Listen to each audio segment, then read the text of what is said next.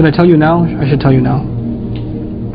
You know this thing that's happening in our communities? It's happening, and it's the fault of our children, and it's also the fault of our parents. Your girl's 20 years old, and you keep bringing her boys from Pakistan to marry, from India to marry, from Bangladesh to marry, from Cairo, from Ba'labak. You know, Mary, this is a good one. This is a good one. This is my cousin. This is my cousin's brother's nephew's barber's son. He's good. And she's like, no, Dad, no, no. And you know what comes in her head? What comes in her head is my parents will end up marrying me to a goat.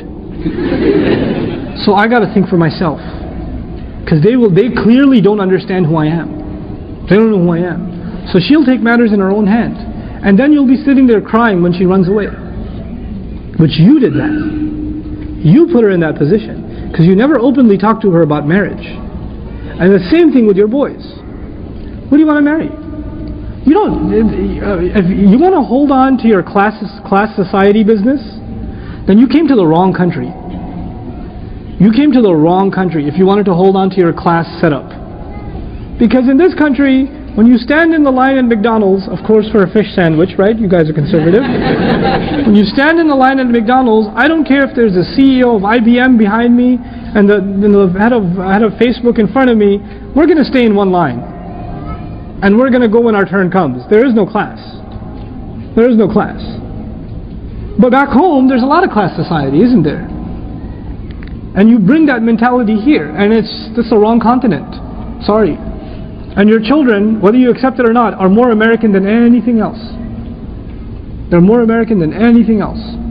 And so all of those values that you have that have nothing to do with Islam, but you've made them somehow a big part of your life, so big that it's even bigger than Islam, they will come to haunt you and will ruin your life in America. They'll destroy your life.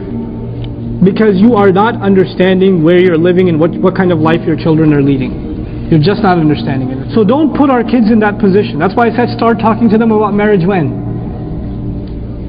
Young age. So they know they can talk to you about it.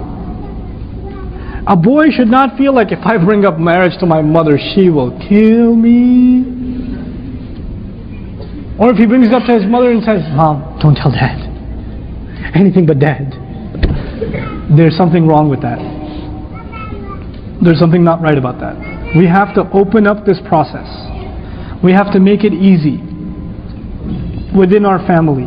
And the more you hold on to back home tradition of you're going to marry one of your cousins who has one of those Pakistan International Airlines mustaches.